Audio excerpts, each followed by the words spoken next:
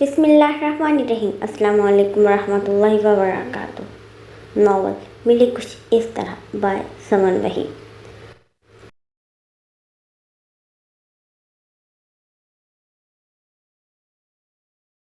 کمرے میں ہنوز اندھیرا تھا۔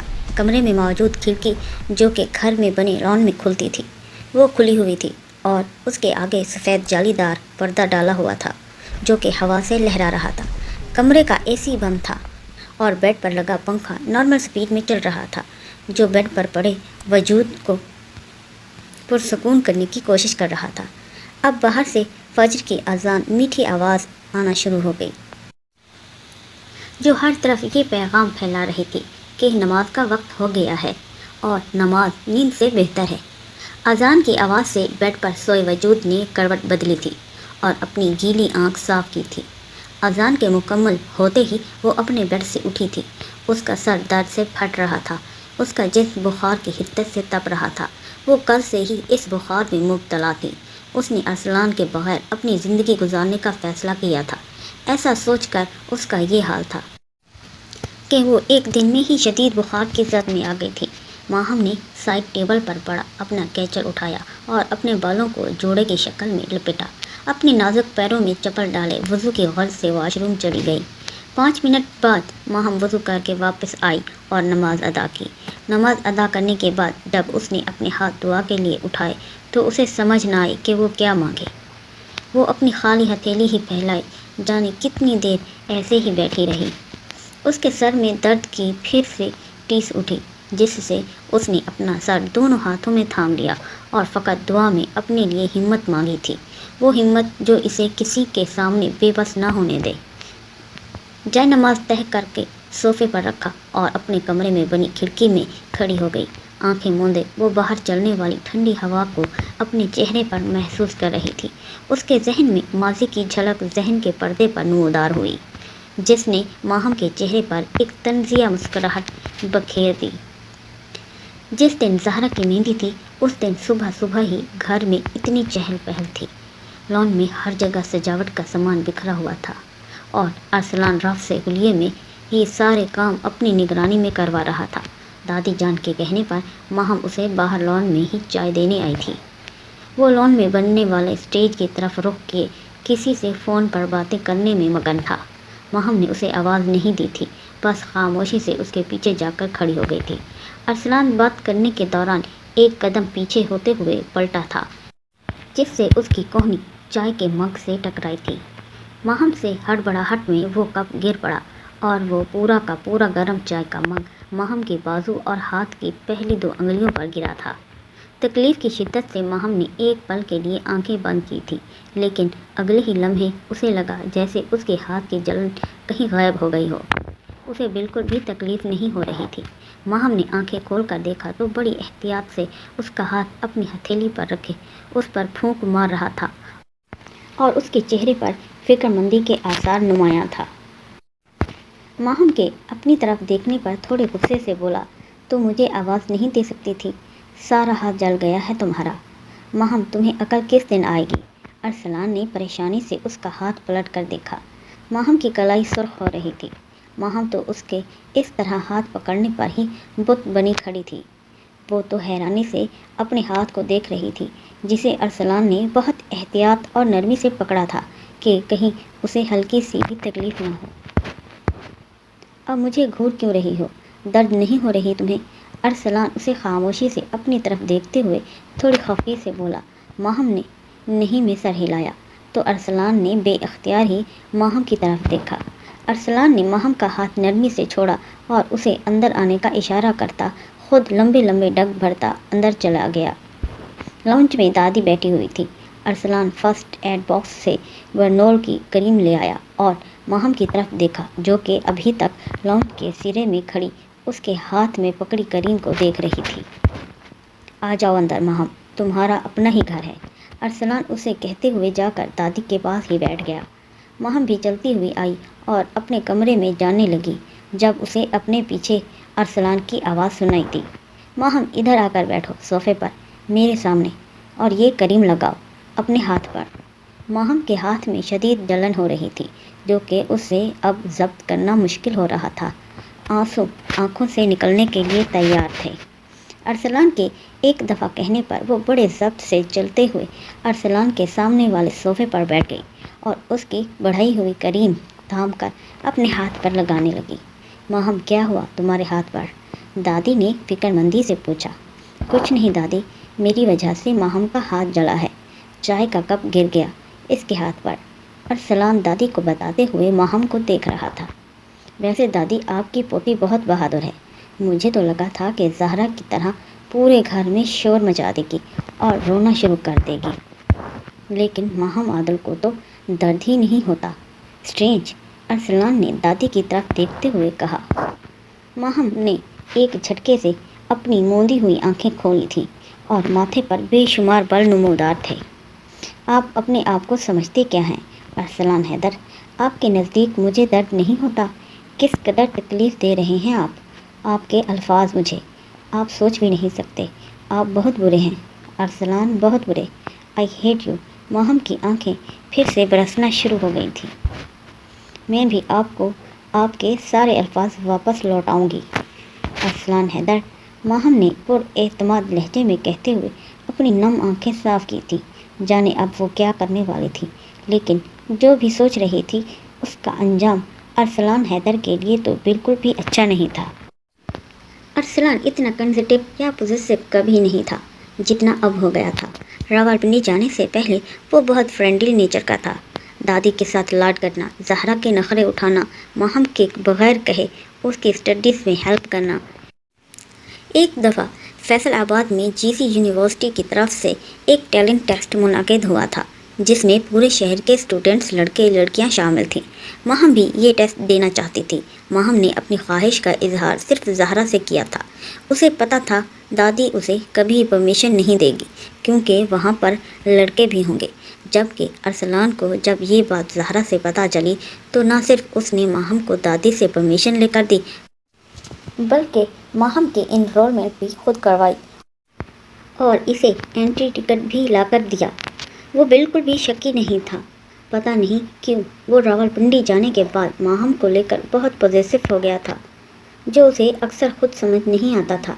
शायद मोहब्बत नामी बला उसके दिल पर नई नई काबिज़ हुई थी, जिससे वो इतना पॉजिटिव हो गया था कि उसे उसका किसी बात का करना भी पसंद नहीं था। हादी गुनगुनाते हुए सीढ़ियाँ उतर रहा था।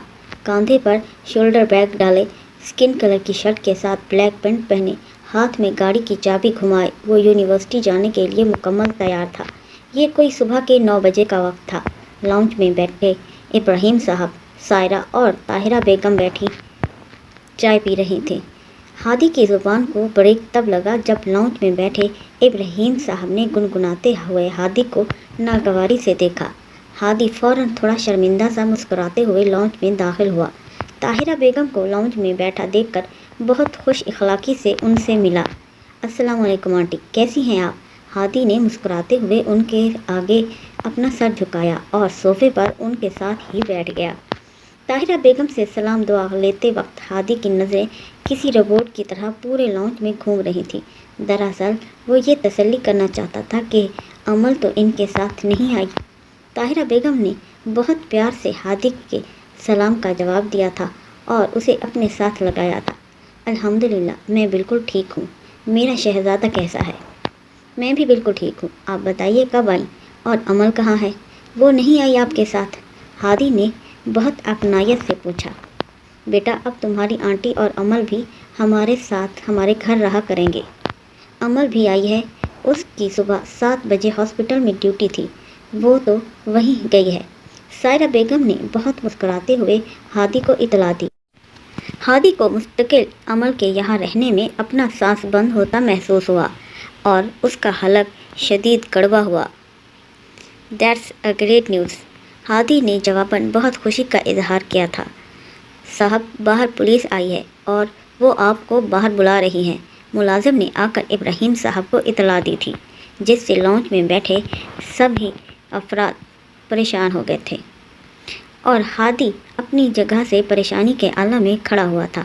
उसके बरक्स इब्राहिम साहब पुरसुकून से बैठे थे। ठीक है, आप जाएं और उन्हें ड्राइंग रूम में बिठाएं, मैं आ रहा हूँ। ابراہیم صاحب نے پرسکون سے انداز میں اپنے ملازم سے کہا اور ایک نظر سب کے پریشان چہروں کو دیکھا جو انہیں ہی دیکھ رہے تھے۔ پریشانی والی کوئی بات نہیں، مجھے پتا تھا یہ ضرور آئے گا، پولیس لے کر۔ ایکسکیوز می، ابراہیم صاحب اپنی بات کہتے ہوئے ڈرائنگ روم کی طرف چل پڑے جب ہادی ان کے پیچھے لپکا۔ ڈیڈ میں بھی آؤں آپ کے ساتھ؟ ہادی نے پریشانی سے پوچھا۔ نہیں، تم یونیورسٹی جاؤ، میں خود ہی ہینڈل کر لوں گا، ابراہیم صاحب نے راہداری سے گزرتے ہوئے ہی بآواز بلند کہا۔ انہوں نے ڈرائنگ روم کا دروازہ کھولا تو سامنے ہی اصغر علی، امل کے چچا، اور ان کے ساتھ بیٹھا ان کا بیٹا حماد، جسے شاید وہ رہا کروا چکے تھے، بھرپور غصے میں بیٹھے ابراہیم صاحب کو دیکھ رہے تھے۔ اور ان کے ساتھ اس علاقے کا اے ایس پی جمشید علی موجود تھا، جو ابراہیم صاحب کو دیکھ کر احتراماً کھڑا ہوا تھا۔ ابراہیم صاحب نے جمشید علی کے ساتھ ہاتھ ملایا اور اسے بیٹھنے کا اشارہ کر کے خود بھی سامنے والے صوفے پر براجمان ہو گئے۔ سر، ان کا کہنا ہے کہ آپ نے ان کی بھتیجی مس امل فاطمہ کو زبردستی اپنے گھر میں قید کر کے رکھا ہوا ہے۔ کل شام آپ زبردستی انہیں ان کے گھر سے اپنے گارڈز کی مدد سے اغوا کروا کر لائے ہیں اور اب یہ امل کو واپس لے جانا چاہتے ہیں۔ کچھ دیر کے توقف کے بعد جمشید علی نے بہت پرسکون سے اپنی بات کہی۔ میں نے کسی کے ساتھ کوئی زبردستی نہیں کی، امل میری بیٹی کی طرح ہے اور وہاں پر میری بیٹی محفوظ نہیں تھی، اس لیے میں اسے اپنے گھر لے کر آ گیا ہوں۔ مجھے نہیں لگتا کسی کو اس بات پر اعتراض ہونا چاہیے۔ ابراہیم صاحب نے حماد کو گھورتے ہوئے اپنی بات کہی۔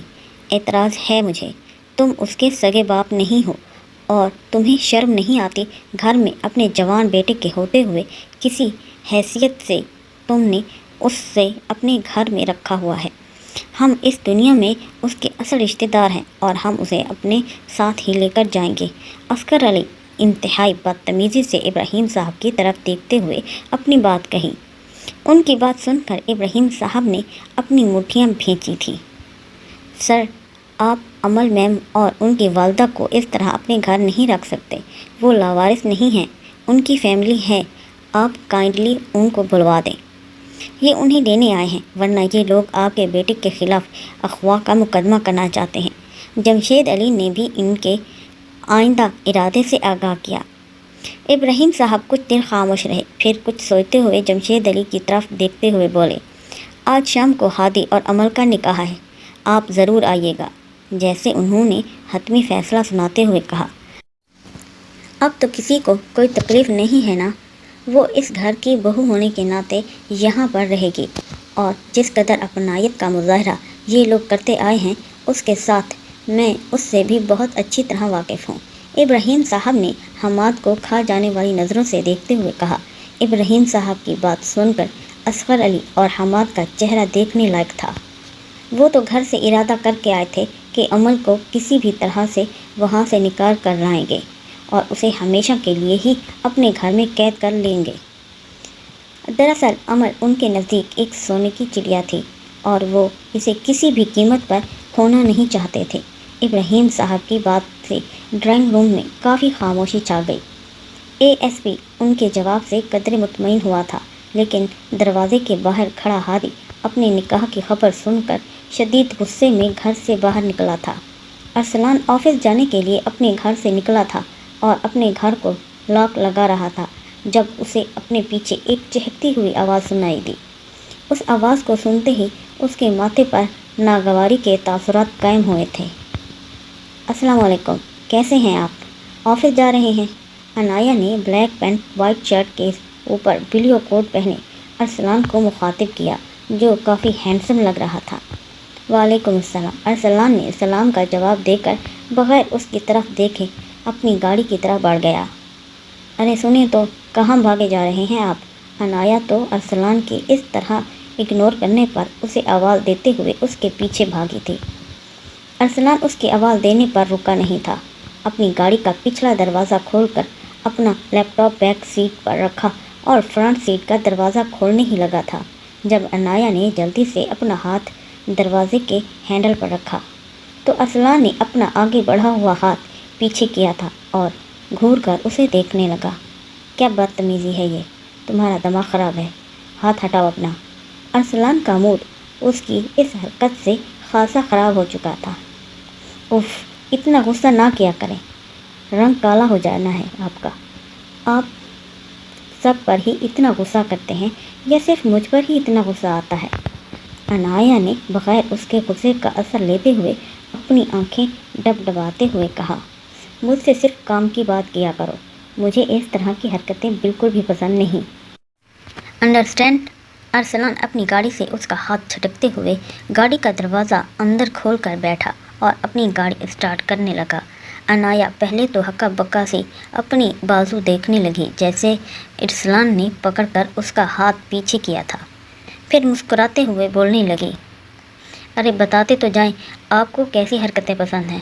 اف ارسلان، آپ غصے میں کتنے کیوٹ لگتے ہیں، انایا نے اپنے دل پر ہاتھ رکھتے ہوئے کہا۔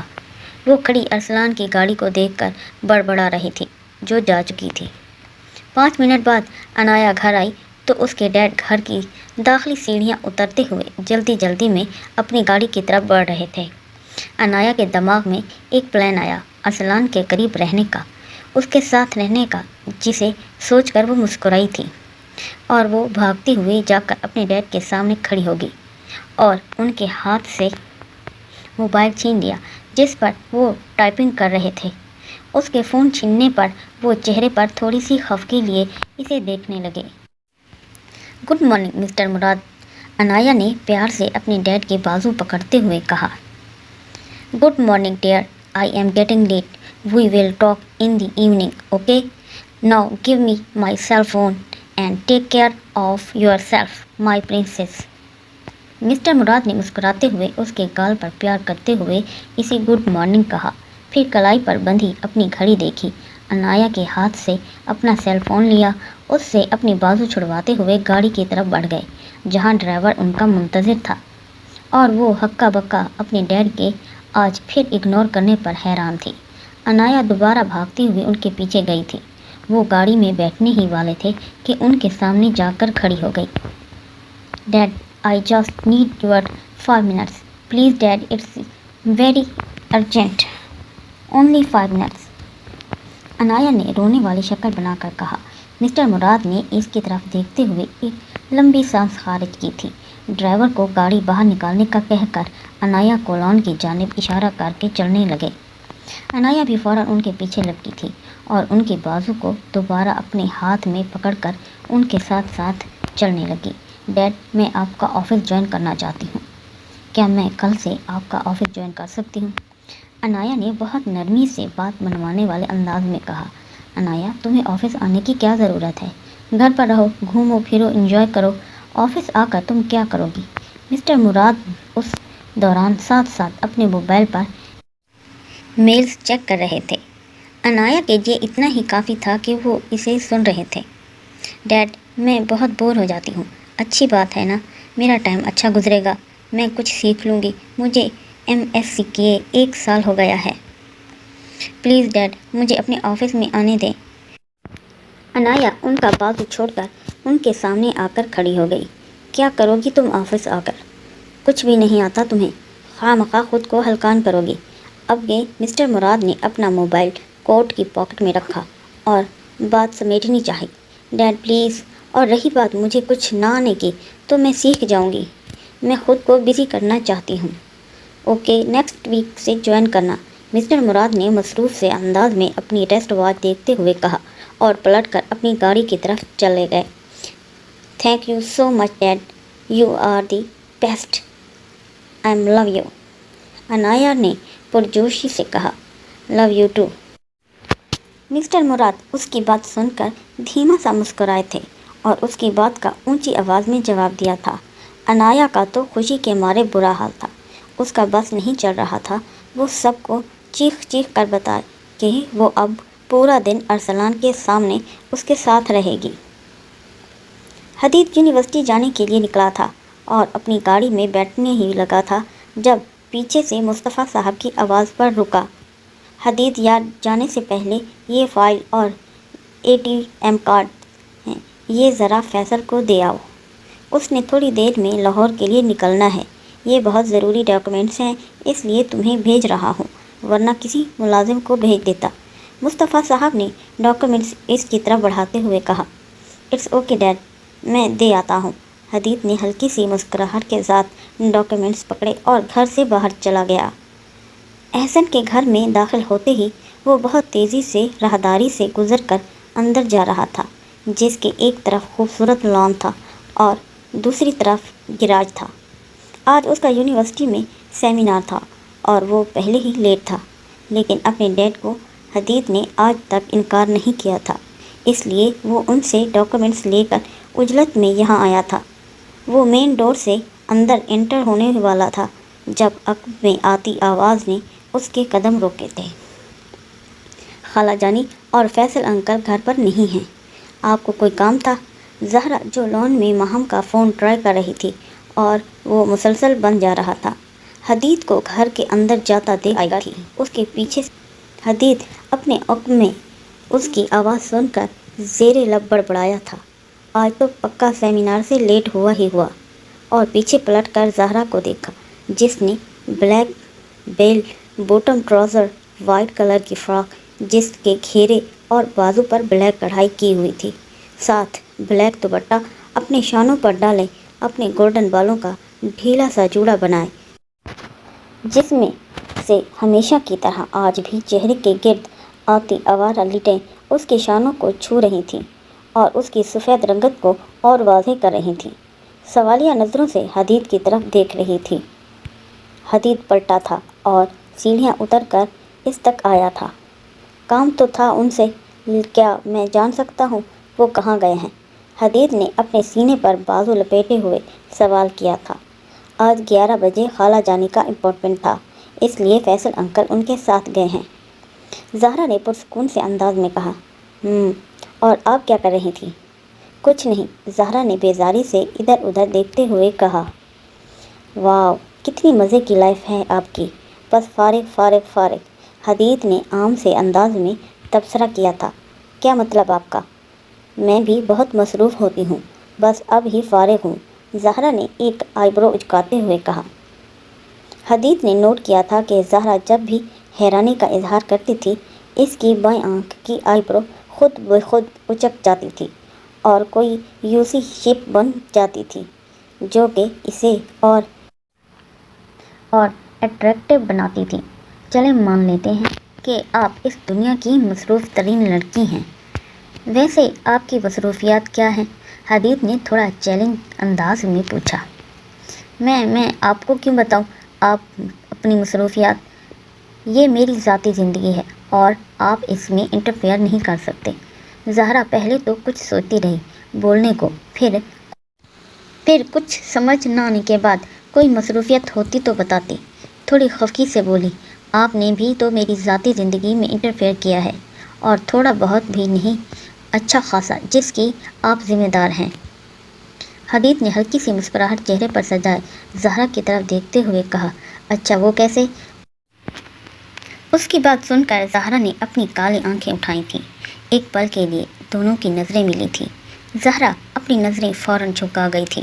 اس شخص کی آنکھیں، اس کی مسکراہٹ، زہرا کے دل میں ایک عجیب سا شور برپا ہوا، ایک انجانا احساس۔ آنکھیں تھیں یا زبان دل تھی جو بغیر لفظوں کے سب کہہ گئی۔ زہرا کو اپنی بات بھولنے لگی، وہ اسے جواب میں کچھ اور بھی کہنے لگی تھی، مگر کیا جانے کیوں وہ بہت کنفیوز سی دکھائی دینے لگی۔ حدید اس کے چہرے کے بدلتے رنگ بخوبی ملاحظہ فرما رہا تھا، پھر کچھ سوچتے ہوئے اس کے ہاتھ میں ڈاکیومنٹس تھمائے۔ بی پیشنس مس زہرا حیدر، میں اتنی جلدی اظہار نہیں کروں گا۔ یہ ڈاکیومنٹس فیصل انکل کو دے دیجیے گا، اٹس ویری امپورٹنٹ۔ پھر ملیں گے، اللہ حافظ۔ زہرا کے ہاتھ میں ڈاکیومنٹس پکڑوا کر اپنے کالر پر لگی بلیک گاگلز آنکھوں پر لگاتے ہوئے وہ مسکراتے ہوئے باہر کی طرف چل دیا تھا، جبکہ اپنی پشت پر زہرا کی نظریں وہ بخوبی محسوس کر رہا تھا۔ زہرا اس کی بات کا مطلب سمجھنے کی کوشش کر رہی تھی کہ وہ کس اظہار کی بات کر رہا ہے۔ میں نے کون سی مداخلت کی ہے اس کی پرسنل لائف میں؟ اف زہرا، تمہیں پوچھنا چاہیے تھا۔ زہرا نے بے اختیار اپنے دل کی سرزنش کی۔ جب اسے اس کی باتوں کا مطلب سمجھ نہ آیا تو سر جھٹکتی ہوئی اندر کی طرف بڑھ گئی۔ حدید گھر پہنچا تو ملازم نے اسے فوراً اطلاع دی کہ ہادی صاحب آپ کے کمرے میں آپ کا کب سے انتظار کر رہے ہیں۔ حدید اس کی بات کو سن کر اپنے کمرے کی طرف گیا تھا۔ حدید نے کمرے کا دروازہ کھولا تو صوفے پر بیٹھے ہادی کو دیکھا جو لال پیلا ہو رہا تھا۔ اپنا سر صوفے کی پشت پر گرائے ایک ہاتھ سے اپنے ماتھے کو مسل رہا تھا۔ حدید کو وہ بہت پریشان معلوم ہوا اور اس کے چہرے سے اس کے تاثرات سمجھنے کی کوشش کرنے لگا۔ جب ہادی بولا، آج کل تیرا عائشہ آنٹی کے گھر کچھ زیادہ نہیں دل لگ رہا، جب دیکھو ادھر ہی پہنچا ہوتا ہے۔ ہادی نے اپنا سر صوفے کی پشت سے نہیں اٹھایا تھا۔ وہ شاید دروازہ کھلنے کی آواز سن کر بولا تھا۔ وہ ڈیڈ کے کام سے گیا تھا، تم بتاؤ؟ خیریت ہے، مجھے تم پریشان لگ رہے ہو۔ Is everything okay? Hadid چلتا ہوا اس تک آیا اور اس کے سامنے پڑی ٹیبل پر بیٹھ گیا۔ نظریں ہنوز ہادی کے سامنے چہرے پر ٹکی اس کے تاثرات پڑھنے میں مصروف تھی۔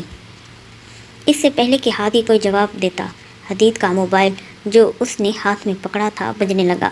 حدید نے نمبر دیکھا تو وہ ابراہیم صاحب کی کال آ رہی تھی۔ حدید نے ہادی کی طرف دیکھتے ہوئے کال اٹینڈ کی۔ السلام علیکم انکل، کیسے ہیں آپ؟ حدید نے مسکراتے ہوئے انہیں سلام کیا۔ وعلیکم السلام، میں ٹھیک ہوں۔ حدید تم کیسے ہو؟ کیا ہادی تمہاری طرف ہے؟ ابراہیم صاحب کب سے ہادی کا سیل ٹرائی کر رہے تھے جو مسلسل آف تھا۔ جی انکل، ادھر ہی ہے۔ خیریت؟ حدید مسلسل ہادی کو دیکھ رہا تھا جو اسی پوزیشن میں نیم دراز تھا اور ٹس سے مس نہ ہوا تھا۔ ہاں بیٹا، خیریت ہے۔ یہ نالائق میرا فون نہیں اٹھا رہا۔ میں نے شام کو عمل اور ہادی کا نکاح رکھا ہے۔ تم اس نالائق کی طبیعت صاف کر کے اسے گھر لے کر آؤ۔ شام سے پہلے ابراہیم صاحب نے مسرور سے انداز میں کہا۔ کیا؟ ہادی کا نکاح؟ حدید نے بے یقینی سے ہادی کو دیکھتے ہوئے فون پر ابراہیم صاحب سے پوچھا۔ اسے تو یقین ہی نہیں آ رہا تھا کہ یہ اچانک ہادی کی شادی کہاں سے آ گئی، اس لیے اس کا اتنا حیران ہونا بنتا تھا۔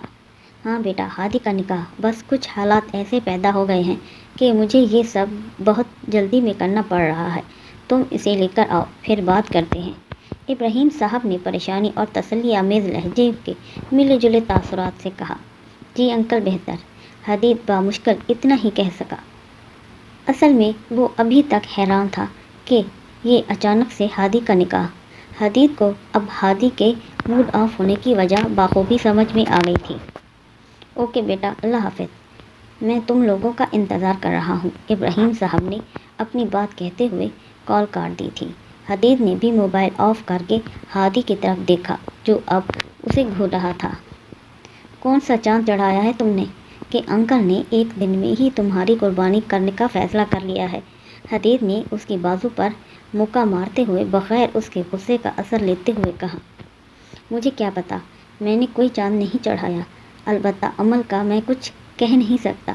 ہادی نے غصے سے کوشن صوفے سے اٹھا کر دور پھینکتے ہوئے کہا۔ ہادی، تم اس کے کردار پر بات کر رہے ہو؟ حدید نے اسے گھورتے ہوئے کہا۔ اسے اس کا عمل کے کردار کے بارے میں یوں بات کرنا بالکل بھی اچھا نہیں لگا تھا۔ ہاں تو میں کیا کروں؟ اس کی جو بھی پرابلمز ہیں وہ خود سولو کریں، مجھے کیوں قربان کر رہے ہیں؟ ان سب میں ہادی تعصب سے منہ بگاڑتے ہوئے کہا۔ اچھا چھوڑو، اگر انکل نے یہ فیصلہ لیا ہے تو کچھ سوچ سمجھ کر ہی لیا ہوگا نا۔ تم فضول سوچوں کو اپنے دل میں نہ لاؤ۔ حدید نے اس کا موڈ تبدیل کرنے کے لیے اپنا لہجہ نارمل کرتے ہوئے کہا۔ ہادی جواباً کچھ نہیں بولا تھا، بس زیر لب جانے کیا بڑبڑا کر اپنا رخ بدل گیا تھا۔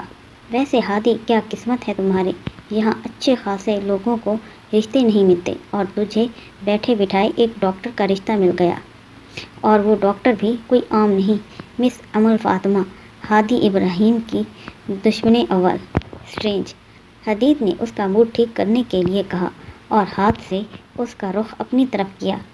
مجھے نہیں کرنا عمل سے نکاح۔ ہادی نے اس کا ہاتھ جھٹکتے ہوئے بچوں سے انداز میں کہا۔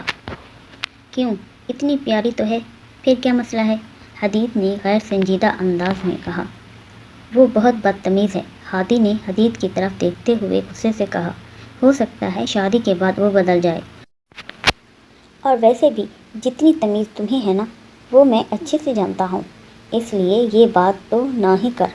حدید نے لاپرواہ سے انداز میں اسے دیکھتے ہوئے کہا، وہ کبھی نہیں بدلے گی، اس نے میرے مام ڈیڈ کو اپنے قابو میں کر رکھا ہے، اس کے آگے تو انہیں اپنا بیٹا نظر ہی نہیں آتا، اور ڈیڈ 24 گھنٹے عمل کی تعریفیں کرتے نہیں تھکتے۔ مجھے سخت چڑ ہے عمل سے، پتہ نہیں خود کو کیا سمجھتی ہے، مغرور چڑیل نہ ہو تو۔ اگر میری عمل سے شادی ہوگی تو مطلب میری زندگی بالکل ختم۔ ہادی نے اپنا مستقبل سوچتے ہوئے کہا، یار ایک آئیڈیا ہے میرے پاس۔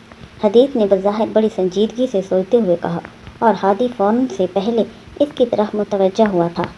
اسے تو بس عمل سے جان چھڑوانی تھی۔ یار ہم ان لوگوں سے رابطہ کرتے ہیں نا جو کہتے ہیں محبوب آپ کے قدموں میں، چیلنجنگ پروڈکٹ ہوتے ہیں ان لوگوں کے۔ آئی تھنک کوئی تعویذ وغیرہ دیں گے تو عمل کو گھول کر پلا دیں گے، پھر دیکھنا عمل کیسے تیری فرما بردار بنتی ہے۔ صبح شام ہادی ہادی کرے گی۔ حدید اپنی ہنسی کو ضبط کرتا ہوا بولتا جا رہا تھا، جبکہ ہادی کا چہرہ غصے سے لال ٹماٹر ہو رہا تھا۔ ہادی نے پاس بڑا کشن اٹھا کر اسے زور سے دے مارا، تب جا کر حدید کی زبان کو بریک لگی اور بڑی فکر مندی سے پوچھنے لگا، کیا ہوا حدید؟ آئیڈیا اچھا نہیں لگا؟ اپنی بات کہتے ہی حدید نے اپنی کب سے روکی ہوئی ہنسی بحال کی۔ کمینے، یہاں میری قربانی ہونے جا رہی ہے اور تو ہے کہ میرا مذاق اڑا رہا ہے۔ مجھے تیرے پاس آنا ہی نہیں چاہیے تھا، تم سب آپس میں ملے ہوئے ہو۔ میں جا رہا ہوں، اور خبردار شام کو اگر تو میرا تماشا دیکھنے آیا۔ ہادی اسے غصے سے کہتے ہوئے رونے والی شکل بنا کر صوفے سے اٹھ کر جانے لگا، جب حدید نے اس کی بازو پکڑ کر اسے دوبارہ بٹھایا۔ اچھا سوری، اب کچھ نہیں کہوں گا، چلو تمہارے گھر چلتے ہیں۔ حدید نے سنجیدہ ہوتے ہوئے کہا، مجھے نہیں جانا۔ تو سمجھ کیوں نہیں جا رہا؟ مجھے اس سے شادی نہیں کرنی، وہ مجھے بہت ٹیز کرتی ہے۔ اب کہ ہادی نے بے بسی سے حدید کی طرف دیکھتے ہوئے کہا، تمہیں پتہ تھا نا کہ تمہاری شادی ایک نہ ایک دن عمل سے ہی ہونی ہے۔ تیرے ڈیڈ اٹھتے بیٹھتے تجھے سناتے تھے، عمل ہی اس گھر کی بہو بنے گی، اور پھر 3 سال پہلے تیرے ڈیڈ نے عمل کو تیرے نام کی رنگ پہنا کر منگنی بھی کی تھی۔ پھر اب ان سب چیزوں کا کیا فائدہ؟ ابراہیم انکل عمل کو اپنی بیٹی سمجھتے ہیں، اور اگر تم انکار کرو گے تو تم انکل کو جانتے ہو، تم انہیں کبھی بھی انکار نہیں کر سکتے۔ اب پلیز میری بات مان لے، کوئی سین کریٹ نہ کر، اور اچھے بیٹوں کی طرح اپنے ڈیڈ کی بات مان۔ کل کو تو خود بھی انکل کے فیصلے کو سراہے گا۔ وہ بہت قابل ہیں ہادی، وقت کے ساتھ ساتھ بدل جائے گی۔ حدید نے اسے سمجھانے کی پوری کوشش کی۔ ہاں وہ تو قابل ہے، میں ہی ناقابل قبول ہوں اس کے لیے۔ ہادی نے سر جھٹکتے ہوئے کہا، ہادی تم فضول کی ضد کر رہے ہو، اور اس ضد کا کوئی نتیجہ نہیں نکلنے والا۔ چلو اٹھو، انکل تمہارا انتظار کر رہے ہیں۔ ہادی آگے سے کچھ نہیں بولا، بس خاموشی سے سر جھٹکتے ہوئے باہر چلا گیا۔ حدید نے شکر ادا کیا۔ ہادی کا یہ عمل اس بات کی دلیل تھا کہ اسے بات کچھ سمجھ آ گئی ہے۔ حدید بھی اپنا موبائل اٹھا کر اس کے پیچھے باہر کی جانب لپکا تھا۔ کلاس کا ماحول انتہائی سوگوار تھا، خاص کر لڑکیوں کے چہرے اترے ہوئے تھے، اور ان میں سے تو کچھ اپنی قیمتی آنسو بھی بہا رہی تھیں، جبکہ اس کے برعکس لڑکے ان کی حالت سے کافی محفوظ ہو رہے تھے۔ انم بس بھی کرو دو، اور کتنا رونا ہے تم نے؟ ہانیہ انم کے رونے سے تنگ ہی آ گئی تھی، اسے ٹیشو پاس کرتے ہوئے پوچھنے لگی، یار ویسے سر علی کو منگنی کروانے کی اتنی بھی کیا جلدی تھی؟ ان کی کون سی عمر نکلی جا رہی تھی؟ اقصیٰ نے افسردگی سے کہا، آج ان سب لڑکیوں کے مشترکہ کرش سر علی کی منگنی کی خبر انہیں فرسٹ لیکچر میں ہی مل گئی تھی، جس سے یہ ساری رونے والی شکلیں بنا کر بیبس کی شکل میں بیٹھی اسی ٹاپک کو ڈسکس کر رہی تھیں۔ وہی تو سر تھوڑا صبر نہیں کر سکتے تھے؟ کم از کم ہماری FSC پوری ہونے دیتے، جب ہم اس کالج سے چلے جاتے، پھر جس سے مرضی کرتے شادی۔ انم نے اپنی آنکھیں صاف کرتے ہوئے کہا۔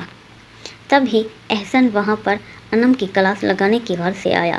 ہانیہ یار، کچھ جلنے کی اسمیل نہیں آ رہی تمہیں؟ احسن نے معصوم سی شکل بنا کر بظاہر ہانیہ کو دیکھتے ہوئے کہا، لیکن اس کا اشارہ جس طرف تھا وہ بخوبی سمجھ گئی تھی، اور 1 منٹ کی دیر لگائے بغیر دوسری طرف سے جواب آیا تھا۔ ہانیہ، اپنے اس چوزے ہمسائے کو سمجھا لو، اپنی شکل لے کر یہاں سے دفع ہو جائے۔ انم نے انتہائی غصے سے احسن کو گھورتے ہوئے کہا۔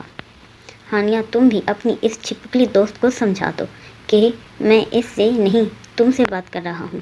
احسن نے بھی اسے آنکھیں دکھاتے ہوئے کہا، تمہاری اتنی ہمت، تم نے مجھے چھپکلی کہا؟ کبھی آئینے میں اپنی شکل دیکھی ہے؟ بڑے آئے انم مرزا کو چھپکلی کہنے والے۔ وہ تو اس کے چھپکلی کے القاب پر چڑھ گئی تھی۔ انم ڈیسک سے اٹھ کر احسن کے سامنے آ کر کھڑی ہو گئی۔ اب چھپکلی کو چھپکلی نہیں کہیں گے تو پھر کیا کہیں گے؟ اردو میں نہیں پسند تو انگلش میں کہہ دیا کروں گا۔ تمہیں لیزرڈ اب خوش؟ احسن نے طنزیہ ہنستے ہوئے کہا۔ تمہیں تو چوزا نہیں بندر کہنا چاہیے تھا مجھے، سر کا چمچہ نہ ہو تو، انم کہا پیچھے رہنے والی تھی۔ تمہاری اتنی ہمت؟ ہانیہ، اپنے دوست کو سنبھال۔ ہانیہ نے احسن کی بات بیچ میں ہی روک دی۔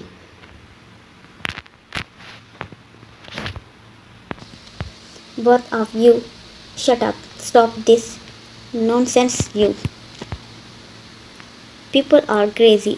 Kindly show me some maturity. Class میں ہوتی کھیکھی کو ہانیہ کی غصے بھری آواز نے روکا تھا۔ اب احسن کی زبان کو بھی بریک لگ گئی تھی اور انم کی زبان کو بھی۔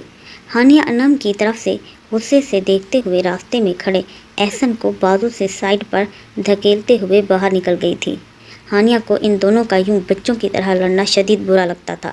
وہ دونوں طرف سے ہی پستی تھی، ایک طرف اس کی بیسٹ فرینڈ انم تھی اور دوسری طرف احسن، جس سے وہ چاہ کر بھی ناراض نہیں ہو سکتی تھی۔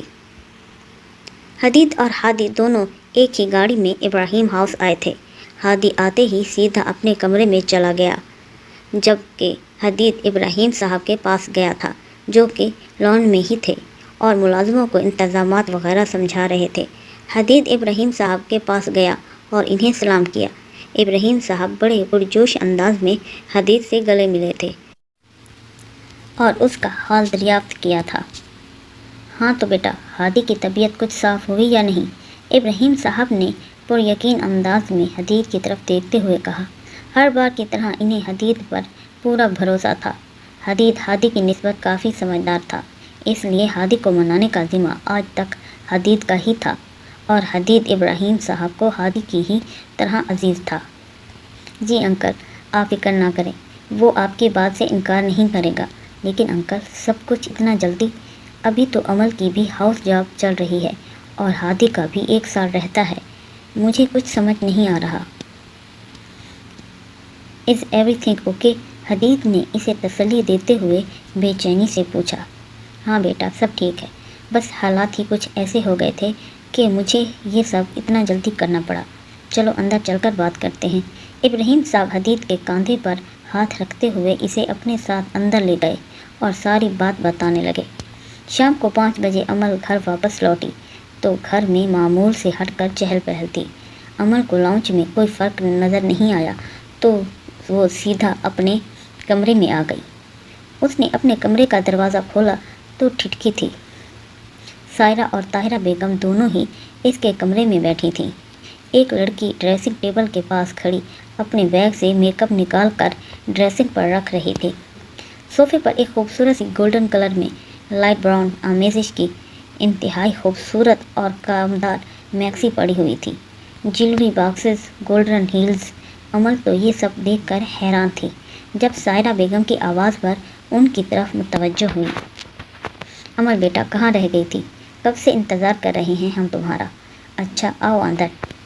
سائرہ بیگم نے پیار سے امل کے دائیں گال کو چھوا تھا، اس کے ہاتھ سے کتابیں اور بیگ لے کر اس لڑکی کو پکڑوائی اور اسے طاہرہ بیگم کے پاس بیڈ پر بٹھایا۔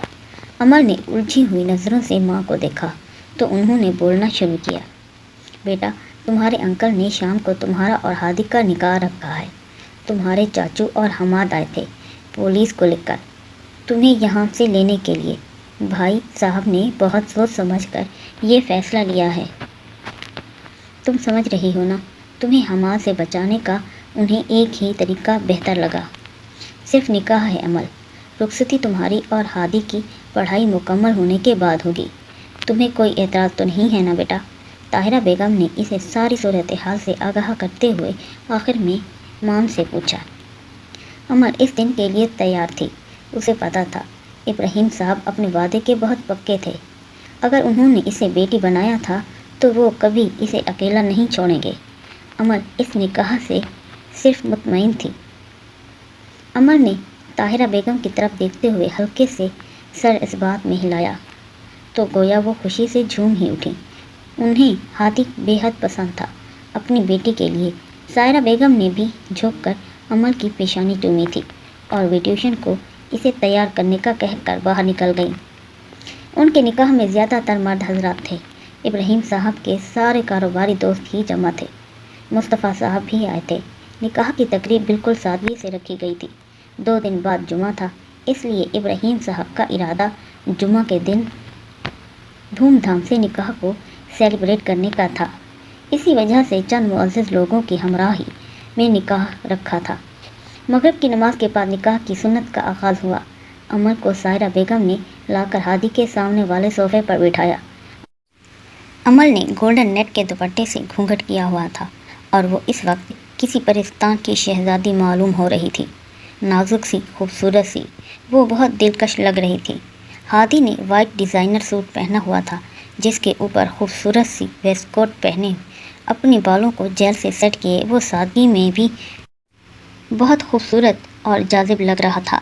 अपनी भूरी आंखों में खफकी लिए वो इब्राहिम साहब से किसी न किसी मौजू पर बात करते हुए हदीद को घूर रहा था। हदीद ने भी आज ब्लैक कलर की डिज़ाइनर शलवार कमीज़ पहनी हुई थी जिसमें वो नज़र लग जाने की हद तक खूबसूरत लग रहा था। उसने ब्लैक कलर की शलवार कमीज़ पहली दफ़ा पहनी थी जो हदीद को सबसे मुख्तलिफ और मरकज़ तवज्जो बना रही थी। दरअसल हादी और हदीद शलवार कमीज़ सिर्फ ईद के दिन नमाज पढ़ने जाते वक्त पहना करते थे, इसलिए उन दोनों पर आज सूट बहुत जच रहा था। निकाहखाह ने सबसे पहले अमल से पूछा तो अमल ने अपना सर उठाकर एक दफ़ा अपने सामने बैठे लापरवाह शख्स को देखा और फिर एक गहरी सांस लेते हुए दस्तखत किए। अमल को हादी हमाद से तो हर दर्जा बेहतर लगता था। कम अज़ कम हादी हमाद की तरह दूसरों का हक तो नहीं मारता, बदतमीज़ी तो नहीं करता, शराब तो नहीं पीता, औरतों पर हाथ तो नहीं उठाता था, किसी से नाजायज़ ताल्लुकात तो नहीं बनाता था, इसकी जायदाद का लालच तो नहीं रखता था। और एक और सबसे बड़ी वजह, हादी अमल की मोहब्बत उसकी पसंद भी तो था जो बदगुमानियों की धुंध में छुपी हुई थी। जबकि इस दौरान हादी ऐसे लाताल्लुकी से बैठा रहा जैसे किसी और के निकाह में आया हो। हादी ने अमल को एक दफ़ा भी नहीं देखा था, जैसे डर हो कि उसे देखेगा तो पत्थर का हो जाएगा, इसलिए लाताल्लुकी से इधर उधर देखता रहा। 5 मिनट बाद मौलवी साहब ने हादी से पूछा तो हादी ने बग़ैर तासुर चेहरे के 3 दफ़ा कबूल है कहा और निकाह नामे पर दस्तखत किए। हादी को इस वक्त अमल से शदीद चिढ़ हो रही थी। उसे अमल इंतहा की ड्रामेबाज लग रही थी जो उससे नफ़रत करते हुए उससे शादी कर रही थी, सिर्फ़ और सिर्फ उसके डैडी की नज़र में अच्छा बनने के लिए। निकाह के बाद हर तरफ मुबारकबाद का शोर बुलंद हुआ। सबसे पहले हदीद ने ही हादी को गर्मजोशी से मुबारकबाद दी थी और उसे गले लगाया था। वो बहुत खुश था। जबकि सबको अपनी तरफ देखते हुए हादी ने भी चेहरे पर मुस्कुराहट सजा ली। इब्राहिम साहब ने सबसे अमल की पेशानी चूमी और इसे प्यार से अपने साथ लगाया था। उसके बाद प्यार से इसे वापस बिठाया था और फिर बड़ी गर्मजोशी से हादी से मिलते हुए उसकी पेशानी चूमी थी और हादी के दोनों हाथ अपने हाथों में लेकर बड़े फ़ख्र से हादी को कह रहे थे, मेरा शहज़ादा बेटा, तुम्हारा बहुत बहुत शुक्रिया। तुमने मेरा मान रखा। मेरे किए हुए वादे को पूरा करके तुमने मेरा दिल जीत लिया है। I am proud of you माई सन।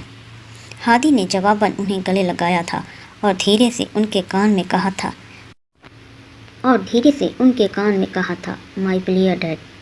ہادی کو اپنے ڈیڈ کے الفاظ اور ان کا مان دیکھ کر اپنی دی ہوئی قربانی بہت چھوٹی لگنے لگی۔ سب مہمان کھانا کھانے کے بعد ڈائننگ ہال میں چلے گئے۔ ہادی بھی انہی کے ساتھ چلا گیا۔ امل نے اپنا گھونگھٹ اٹھایا ہوا تھا۔ امل کا کھانا کھانے کو بالکل بھی موڈ نہیں تھا، اس لیے لانچ میں ہی چند مہمانوں اور طاہرہ بیگم کے ساتھ بیٹھی تھی اور ان سے ہلکی پھلکی گفتگو کر رہی تھی۔ جب حدید امل کے پاس صوفے پر اس سے کچھ فاصلے پر آ کر بیٹھا، امل حدید کو جانتی تھی۔ ہادی کے بیسٹ فرینڈ کی حیثیت سے حدید نے امل کو ایک خوبصورت سی گولڈن کی بریسلٹ گفٹ کی اور وہ امل سے آہستہ آواز میں کچھ گفتگو کر رہا تھا، جسے ڈائننگ ہال میں بیٹھے ہادی نے گلاس وال سے صاف ملاحظہ فرمایا۔ ڈائننگ ہال میں گلاس وال سے لاؤنج کا منظر صاف نظر آتا تھا اور ہادی سے وہاں پر بیٹھنا مشکل ہو رہا تھا کہ آخر حدید امل سے کیا بات کر رہا ہوگا۔ امل، مجھے انکل نے حماد کے بارے میں سب کچھ بتایا ہے۔ تم بہت بہادر ہو، جو آج تک اتنی مخالفت کے باوجود بھی تم اتنی ثابت قدم رہی، اور دیکھو الحمدللہ آج تم کامیاب ہو۔ میں نے تم جیسی بہادر لڑکی پہلی دفعہ دیکھی ہے، جو ایک عرصے سے اس طوفان کے ساتھ اکیلی لڑ رہی ہے، صرف اپنی ماما کے لیے، اپنے ڈیڈ کا خواب پورا کرنے کے لیے۔ تمہیں پتہ ہے امل، پرابلمز ہم سب کو کبھی نہ کبھی اپنی لائف میں فیس کرنی پڑتی ہیں، لیکن اصل ہیرو وہ ہوتا ہے جو بہادری سے اپنی پرابلم سے لڑے، نہ کہ ڈر کر یارو کر کسی دوسرے پر ڈیپینڈ کرے۔ اور تم بہت بہادر ہو، بہت مضبوط ہو۔ تمہاری جگہ اگر کوئی اور ہوتی تو کب کا حماد سے ہار چکی ہوتی۔ But you are brave. تمہیں اب بالکل بھی حماد سے ڈرنے کی کوئی ضرورت نہیں ہے۔ میں تمہارے ساتھ ہوں۔ ہادی کو تھوڑا وقت دو، وہ دل کا بالکل بھی برا نہیں ہے، بس تھوڑا جذباتی ہے۔ حدید نے بہت مدھم آواز میں ٹھہر ٹھہر کر الفاظ ادا کیے۔ امل کو اپنی ذات کا خلاصہ ہمیشہ ہی کسی دوسرے کے منہ سے سننا بہت برا لگا تھا، لیکن آج حدید کے لہجے میں نرمی، اپنائیت نے اسے تھوڑا حیران کیا تھا۔ اور وہ یک ٹک اسے دیکھ رہی تھی۔ یہ بھی تو ہادی ہی کے ساتھ ہی رہتا تھا، پھر یہ اس سے اتنا مختلف کیسے تھا؟ اسے سمجھ نہیں آ رہا تھا۔ آج کے بعد تمہیں کبھی بھی کوئی پریشانی، کوئی مسئلہ ہو تو تم مجھے بلا جھجک بتا سکتی ہو۔ آج کے بعد تم بھی بالکل ہانیہ کی طرح میری چھوٹی بہن ہو۔ حدید نے اپنی باتوں سے اس کی آنکھوں میں امڑ آنے والے سیلاب دیکھا تو وہ دھیرے سے مسکرایا تھا اور بات بدلنے کی غرض سے بولا، تم سب لڑکیاں اتنا روتی کیوں ہو؟ تمہیں پتہ ہے جس سے میں محبت کرتا ہوں نا، وہ بھی بہت روتی ہے۔ زہرا کے ذکر پر حدید کے چہرے پر ایک عجیب سی چمک ڈر آئی تھی، جسے امل نے بخوبی نوٹ کیا تھا۔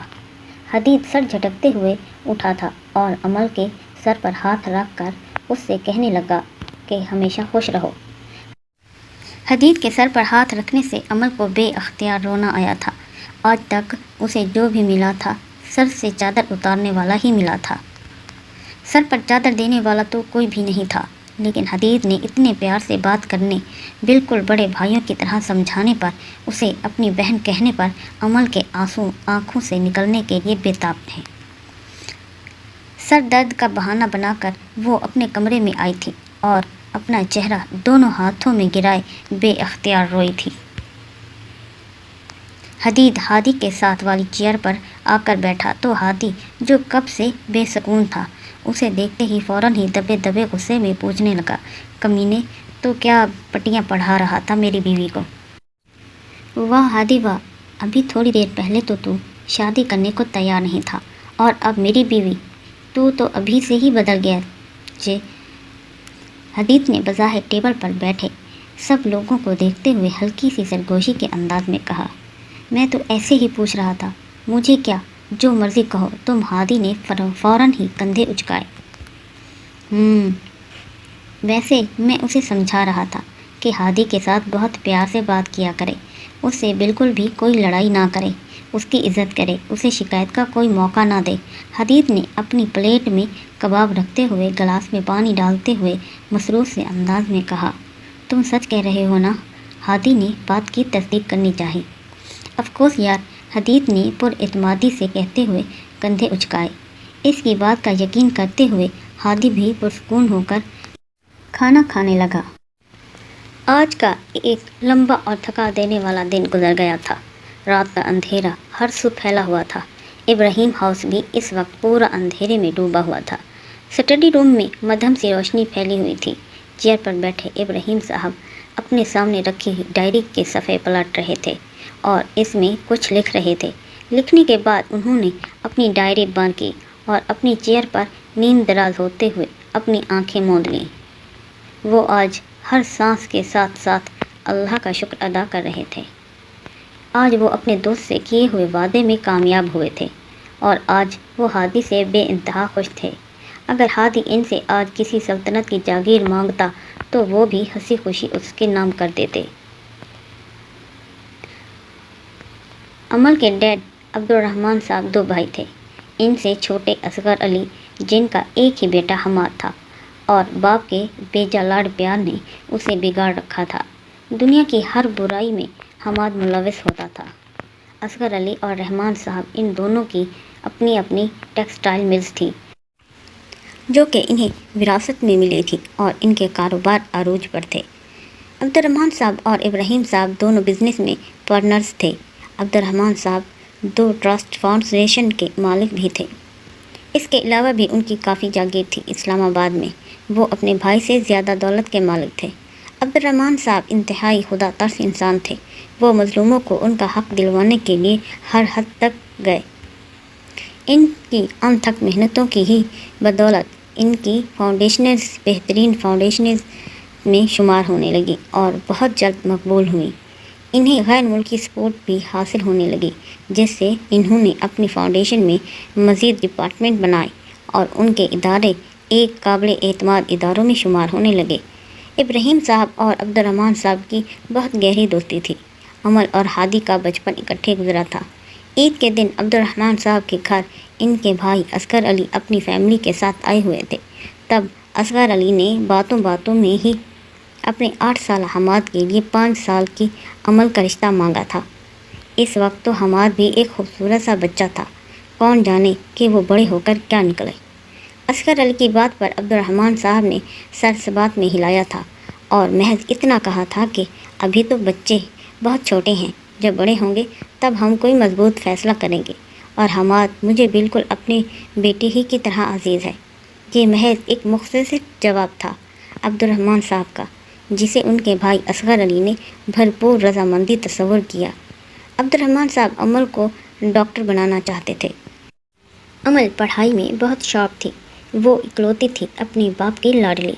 اسکول سے فارغ ہو کر وہ اکثر اپنے ڈیڈ کے ساتھ فاؤنڈیشنز میں جایا کرتی تھی، جہاں پر دنیا سے تنگ غریبوں مظلوموں کو دیکھ کر امل کے دل میں ہمدردی کے جذبات امنڈ آتے تھے۔ وہ اپنی عمر سے کافی سمجھدار تھی۔ ہادی اور امل ایک ہی اسکول میں پڑھتے تھے۔ ہادی کی حدید سے دوستی 9th کلاس سے سٹارٹ ہوئی تھی۔ اس سے پہلے وہ ہر جگہ امل کے ساتھ ہوتا۔ امل ہادی سے 3 کلاسیں پیچھے تھی۔ ہادی 8ویں جماعت میں تھا اور امل 5ویں میں۔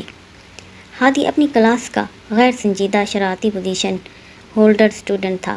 ہادی کسی پر بھی اعتبار نہیں کرتا تھا۔ 9th کلاس میں جب حدید کا نیو ایڈمیشن ہوا تو شروع میں ان دونوں کی بہت لڑائی ہوتی تھی۔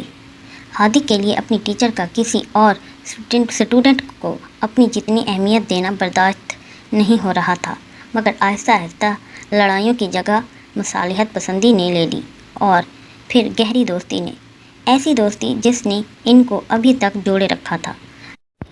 ہادی امل کو اسکول میں بھی نہیں بخشتا تھا۔ چھوٹی موٹی شرارتوں سے ہمیشہ اس کے ناک میں دم کر کے رکھتا تھا۔ امل کو ہادی جیسے شرارتی بچے سے بہت ڈر لگتا تھا۔ جب بھی ابراہیم صاحب ان کے گھر آتے، وہ اگلا پچھلا سارا شکایتی پروگرام انہیں بتاتی، جس سے ہادی کی شامت آتی۔ عبدالرحمن صاحب نے جہاں بے شمار عزت کمائی، اس راستے میں ان کے بے شمار دشمن بھی تھے۔ وہ انہی میں سے کسی دشمن کے اتاب کا نشانہ بن کر اس دنیا سے چل بسے تھے۔ ابراہیم صاحب اور عبدالرحمن صاحب دونوں سوموار کی صبح کورٹ کے باہر کھڑے تھے۔ وہ دونوں یہاں پر ایک بے گناہ شخص کے قتل کے مقدمے کے سلسلے میں آئے ہوئے تھے۔ قاتل کوئی سیاسی پارٹی سے تعلق رکھتا تھا اور انتہائی طاقتور لوگ تھے، لیکن عبد الرحمن صاحب واقعی اللہ کے بندے تھے۔ وہ کسی سے نہیں ڈرتے تھے۔ وہ اس دنیا میں آئے ہی مظلوموں کی مدد کرنے تھے، ان کے مسیحا تھے۔ سوموار کی یہ صبح بہت سوگوار تھی۔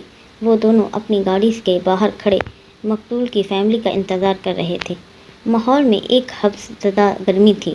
پرندے آج چہچہا نہیں رہے تھے، بس اداسی سے درختوں کی ڈالیوں پر بیٹھے تھے۔ ماحول میں ایک دم ہی 3 فائر کی زوردار آواز گونجی تھی، جس نے ماحول میں موجود خاموشی کو توڑا تھا۔ ہر طرف ایک دم شور مچ گیا تھا۔ یقیناً نشانہ لگانے والا کوئی بہت پروفیشنل تھا، جس نے بڑی مہارت سے اپنا کام کیا اور ایک لمحے میں وہاں سے غائب ہوا تھا۔ زمین پر لوگوں کا مسیحا نڈھال سا گر پڑا تھا۔ وہ تینوں فائر اس کا سینہ چیرتے ہوئے باہر نکلے تھے۔ ابراہیم صاحب ششنت سے اپنے جان سے عزیز دوست کو اپنی سانسوں سے لڑتے ہوئے دیکھ رہے تھے۔ 1 منٹ کی بھی دیر کیے بغیر انہیں گاڑی میں ڈالا تھا اور ہاسپٹل کے لیے روانہ ہوئے تھے، لیکن شاید ان کے پاس اتنا وقت نہیں تھا۔ گاڑی کی بیک سیٹ پر ابراہیم صاحب نے ان کا سر اپنی گود میں رکھا ہوا تھا۔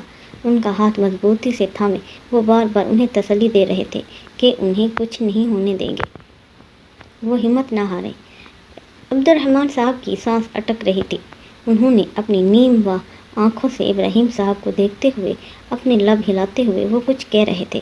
ابراہیم صاحب نے اپنے کان ان کے ہونٹوں کے قریب کیے اور ان کے الفاظ سمجھنے کی کوشش کرنے لگے۔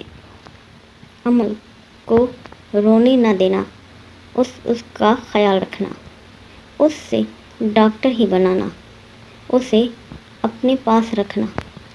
ایک دم آواز آنا بند ہوئی تھی۔ ابراہیم صاحب نے اپنا سر اٹھا کر دیکھا تھا۔ ان کے لب ساکت ہو چکے تھے، آنکھیں بند تھیں، وہ اس دنیا سے جا چکے تھے۔ ابراہیم صاحب نے قرب سے آنکھیں۔ Thanks for watching. Please like and share with family and friends.